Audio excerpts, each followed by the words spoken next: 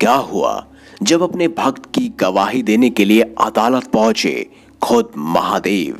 फिर जो हुआ उसे देखकर पुलिस वाले भी हैरान हो गए। हर हर महादेव। दोस्तों, ये सच्ची घटना है वृंदावन की। वृंदावन में एक संत रहा करते थे। लोग उनको जज साहब कहकर पुकारते थे। तब लोगों ने पूछा कि ये तो एक संत है, फिर लोग उनको जज साहब कहकर क्यों पुकारते हैं। तब एक ने बताया कि असल में वो संत एक जज थे जो जिले के कोर्ट में फैसला किया करते थे। जिले के एक गांव में एक केवट रहा करता था जो महादेव का भक्त था और बहुत ही भोला था। वो रोज शिव मंदिर जाके प्रभु की सेवा करता था। एक दिन की बात है, केवट को उसके पिताजी ने बुलाया और कहा कि बेटा, तुम्हारी बहन अब बड़ी हो गई है, कुछ महीने में उसकी शादी करनी है, पैसों की जरूरत आन पड़ी है, तुम जाके जमींदार से कुछ पैसे उधार ले आए और उस पैसों से तुम्हारी बहन की शादी कर देंगे, फिर बाद में उनको ब्याज सहित लौटा देंगे, तुम जल्दी जाके पैसे ले आओ। केवट फिर उस जमींदार के पास जाकर कुछ पैसे उधार ले आया और वो पैसे अपने पिताजी को दे दिए। कुछ महीने में केवट के बहन की शादी बड़ी धूमधाम से हो गई। शादी के बाद केवट शहर गया। कुछ सालों में उसने खूब सारे पैसे कमाए और फिर वो अपने गांव वापस आ गया। एक दिन पिताजी को बोला कि पिताजी, ये पैसे ले लो और जमींदार के सारे पैसे वापस लौटा दो। पिताजी ने बोला कि बेटा, तुम पैसे लौटा के आ जाओ, तुमने ही लिए थे, तुम ही लौटा दो। फिर वो केवट उसी जमींदार के पास गया और बोला कि जमींदार साहब, मेरा आज तक का कितना पैसा हो गया, कितना लौटाना है मुझे। जमींदार ने फिर सारा हिसाब देखा और बोला कि आपके इतने पैसे शेष रह गए हैं, वो भी ब्याज सहित। केवट ने वो सारे पैसे उसी समय लौटा दिए। फिर जमींदार ने उसे एक पर्ची दे दी जिसमें लिखा था कि केवट ने मेरा सारा हिसाब चुकता किया है, अब इसका कुछ भी क्षण बाकी नहीं है। जमींदार बोला, केवट, ये पर्ची देख लो। तब केवट बोला, नहीं साहब जी, आप पर भरोसा है, आपसे पैसे भी लिए थे और पैसे चुका भी दिए, ये तो भरोसे की बात हुई। जमींदार फिर से बोला, एक बार देख तो लो कि इस पर्ची में लिखा क्या है। केवट ने कहा, नहीं साहब जी, वो तो शंकर भगवान ही जाने। जमींदार ने सोचा कि ये केवट काफी भोला है, क्यों ना इससे ज्यादा पैसे कमा लूं। फिर जमींदार ने दूसरी एक पर्ची निकाली और उसमें लिख दिया कि केवट ने मेरे पैसे अब तक नहीं लौटाए हैं, और पहली वाली पर्ची एक पुस्तक में रख दी। अब दूसरे दिन जमींदार ने केवट के घर पर एक पर्ची भेज दी जिसमें लिखा था कि अगर मेरे सारे पैसे नहीं लौटाए तो मैं कोर्ट में केस कर दूंगा। ये देख के केवट और उसके पिताजी घबरा गए। वो समझ गए कि जमींदार उनको फंसाने की कोशिश कर रहा है। वो लोग अपनी जिद पर अड़ रहे और उन्होंने सारा पैसा लौटा दिया है, वो ये मानते रहे। कुछ दिन बाद जमींदार ने केवट के ऊपर जिले के कोर्ट में केस कर दिया।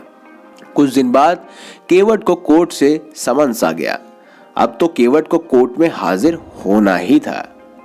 वो दिन आ गया जब केवट को कोर्ट में हाजिर होना था। केवट पहले शिव के मंदिर में गया और वहां से कोर्ट गया। कोर्ट में उसको जज साहब ने पूछा कि केवट, तुमने जमींदार के पैसे क्यों नहीं लौटाए भाई। तब केवट बोला, जज साहब, मैंने सारे पैसे लौटा दिए हैं, ये जमींदार झूठ बोल रहा है। तब जज साहब बोले, पैसे लौटाते समय तुम्हारे अलावा कोई और वहां पर मौजूद था या नहीं। तब केवट बोला कि हाँ, शंकर भगवान जाने, वही उस समय मौजूद थे। जज साहब बोले कि वह शंकर नाम का कोई व्यक्ति मौजूद था क्या। केवट बोला, हाँ हाँ, मेरे शंकर वहां मौजूद थे, उनको सब पता है। तब जज साहब बोले कि ये शंकर जी कहाँ रहते हैं, उनका पता बताओ। तब केवट बोला कि वह मंदिर में रहते हैं। जज साहब ने सोचा कि कोई पुजारी होगा जिसका नाम शंकर है। जज साहब ने शंकर के नाम का वारंट निकाला और अपने सिपाहियों से बोला कि वारंट लेके उस मंदिर में जाओ और शंकर जी को कहो कि वो कल हाजिर हो जाए। सिपाही तुरंत वारंट लेकर निकल गया। कुछ देर बाद वो मंदिर पहुंच गया। पुजारी से बोला कि हाँ, शंकर नाम का व्यक्ति कौन है, उनके नाम पे वारंट आया है, जाकर उनको बुलाओ। तब पुजारी बोला कि शंकर जी तो स्वयं महादेव है। तब सिपाही बोला कि ये वारंट उनके नाम पे है, उनको कोर्ट पे हाजिर होना पड़ेगा। फिर पुजारी ने वो वारंट लिया और शिव जी के चरणों में रख दिया और बोला कि हे प्रभु, आज तक आपके चरणों में कई सारे पकवान, आभूषण, वस्त्र आए, मगर आज पहली बार एक वारंट आया है। प्रभु, अपने भक्त की लाज रखना, उसे बचा लेना। आखिर वो दिन आ ही गया जब प्रभु को कोर्ट आना था, वो भी गवाही देने। केवट सवेरे सवेरे मंदिर गया, प्रभु के दर्शन किए और बोला कि शंकर जी, आपको पता है ना, आज आपको कोर्ट में आना है, वो भी गवाही देने। मैं आपका इंतजार करूंगा। फिर केवट कोर्ट चला गया। जज साहब आए, सिपाही आए, सब आए।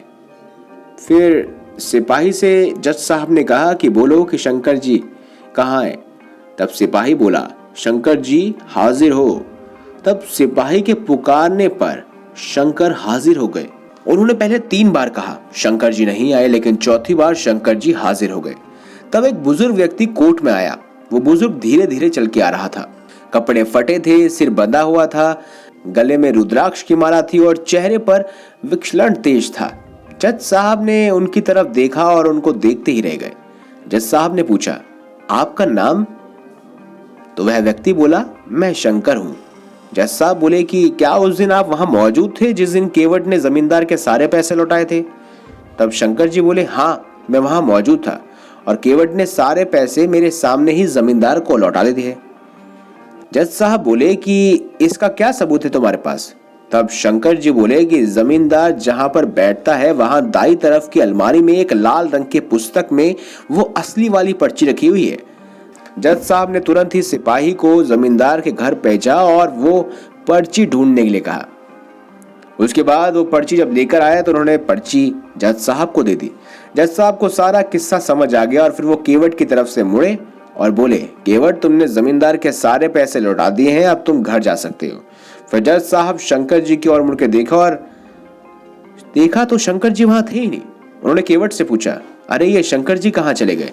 तब केवट बोला कि जज साहब वो तो अपना काम करके चले गए। जज साहब ने पूछा, केवट जी ये शंकर रहते कहाँ हैं? तब केवट बोला, कुछ नहीं करते, वो तो मंदिर में ही बैठे रहते हैं, इनके बहुत सारे मंदिर हैं। ये सुनकर जज साहब अचरज में पड़ गए। उन्होंने उस सिपाही से पूछा कि तुम मुझे शंकर जी के घर ले चलो। फिर वो दोनों चल पड़े। वो सिपाही जज साहब को उनके मंदिर में ले गया जहां उसने वह कोर्ट का वारंट रखा था।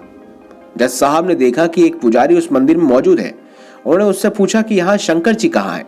तब वो पुजारी बोला कि साहब, जो सामने आपको दिख रहे हैं ना, स्वयं शिव शंभो भोलेनाथ, वही शंकर जी हैं। जज साहब ने देखा तो वो सदमे में आ गए। देखा कि वह मूर्ति उस बुजुर्ग व्यक्ति की तरह दिख रही है जो आज आया था। यह देखकर जज साहब रोने लगे। वो रोते रोते अपने कोर्ट में आ गए और अपने आप को एक कमरे में बंद कर लिया। दूसरे दिन जज साहब ने अपना इस्तीफा दिया और जब उनसे पूछा गया तो बोले कि जिसकी अदालत में एक दिन सबको जाना है, वो पालनहार आज मेरी अदालत में आए थे और मैं बैठा रहा, वो खड़े थे।